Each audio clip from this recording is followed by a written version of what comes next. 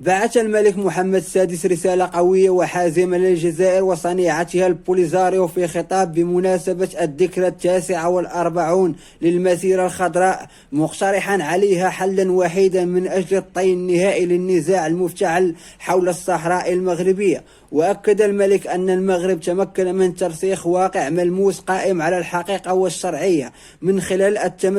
خلال تمسك أبناء الصحراء بمغربيتهم وتعلقهم بمقدسات الوطن في إطار روابط البيعة بين سكان الصحراء وملوك المغرب، وفي الوقت الذي سجل فيه العاهل المغربي الاعتراف الدولي بمغربية الصحراء والاعتراف الواسع بالحكم الذاتي، أبرز أن هناك عالم آخر منفصل عن الحقيقة ما زال يعيش على أوهام الماضي بأطروحات تجاوزها الزمن. فهناك من ينادي بالمطالبة بالاستفتاء، وهناك من يستغل قضية الصحراء للحصول على منفذ إلى المحيط الأطلسي، وهناك من يستغل قضية الصحراء للتغطية على المشاكل الداخلية الكثيرة.